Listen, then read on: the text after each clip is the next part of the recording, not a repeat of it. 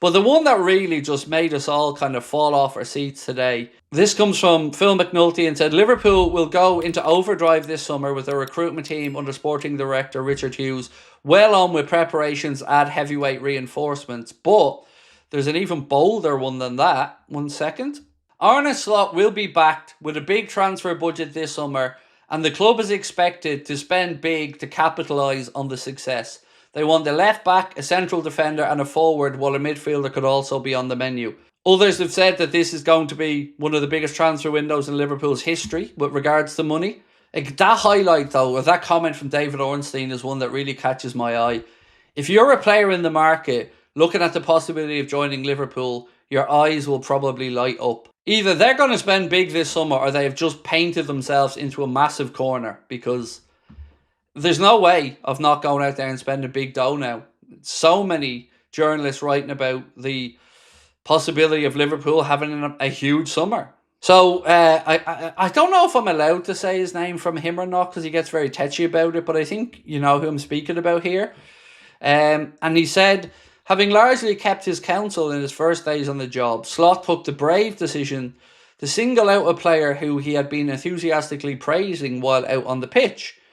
Showing a clip back to back up his point, the Dutchman asked whether his compliments had led to a player failing to run with the required intensity during a later drill, before firmly reminding everybody present of their responsibility to give 100% at all times. So again, saying Arne Slot's not afraid to call people out, make bold decisions, and that is what I'm expecting him to do this summer. Make those bold decisions, and some of them will be decisions that are probably unpalatable to you and I, but you know, if the manager gets the players he wants, then like I've always said, it'll be on him to succeed or fail. Andrew Webb said, what players would you like to see come in the summer?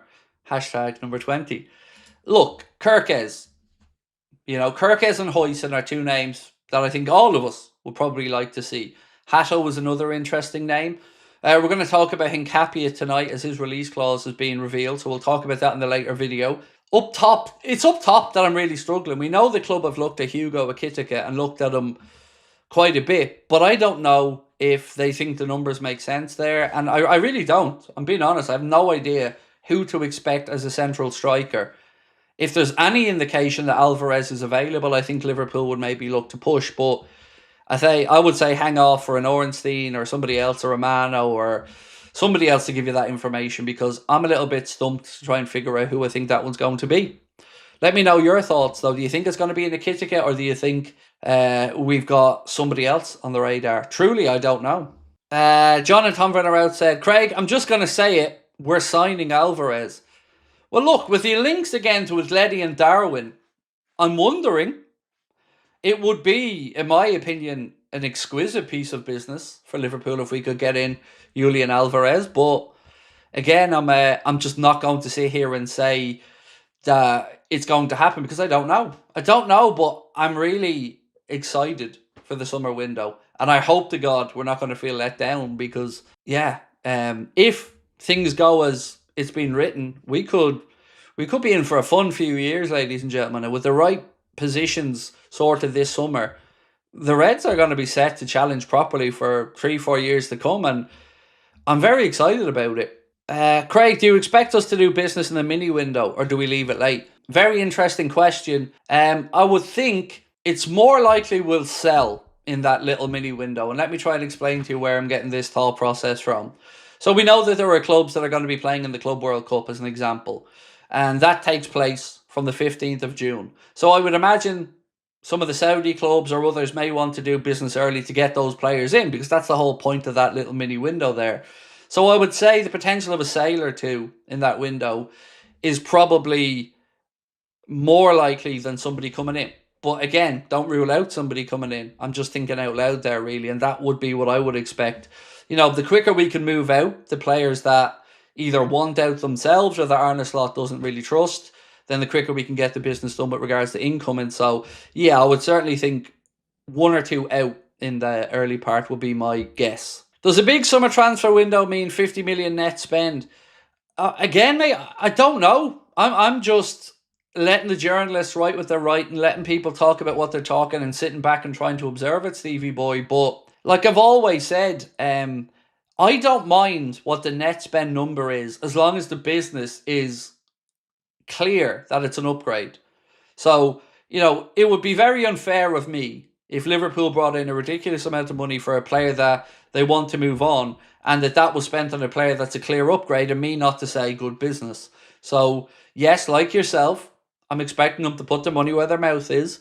And I would say, for me, a good transfer window would be breaking the net spend from what we've done previously, which I believe was the season where we brought in Gravenberch and all. I think it was about 90 mil, if I'm not mistaken. But we have 2 windows where we've probably turned a profit in as well. So hard to know. Like, I never want to see Liverpool just spend money for the sake of it. Like, we've always tried to make that point here that whilst we want the pressure on John and the owners to spend, I don't want us to be pissing money up against the wall. The money has to be spent correctly and on the right players. And to be fair, more often than not, when we do act, we've acted and brought in players that have done a job. So I'm willing to see what happens. But again, if it looks as if we're getting fobbed off again, I'll be speaking up front and honestly about that as well.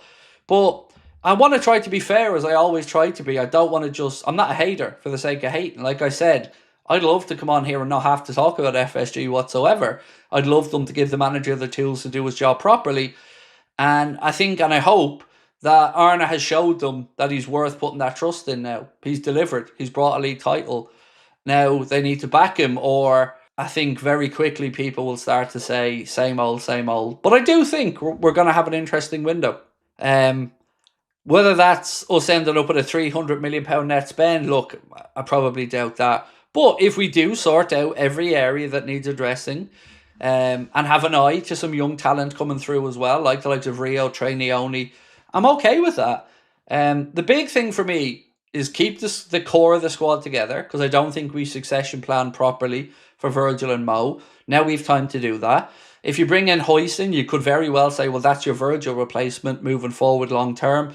And then bring in another centre-back at that point, but you've at least got the generational type one, if you get me. So yeah, I'm willing to see what happens, but like your good self, unsure what to spend, what they will spend. Arthur Smith said, my dream window, in Alvarez, Hoyson, Kirkes, Gordon, out, Nunes, Jota, Chimikas, Kwanzaa, Endo and Chiesa, but I think Slot will have him sold.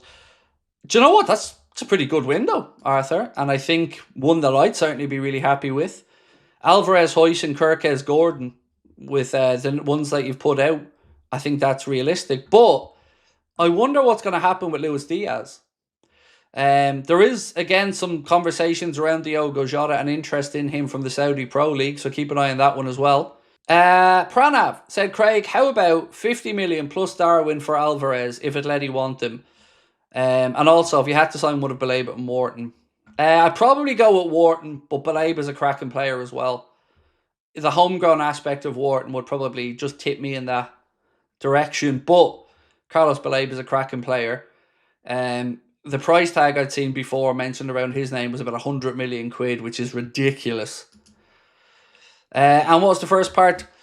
What you've said there for Alvarez seems fine to me. And if that happened, I'd take it. If I sat here and said bringing in Julian Alvarez and getting rid of Darwin Núñez isn't an upgrade, I'd be a liar. And do I think it's worth putting 40 or 50 million pound on top of that? I probably would like a little bit more for Darwin, because I value the Alvarez deal at about 90 million.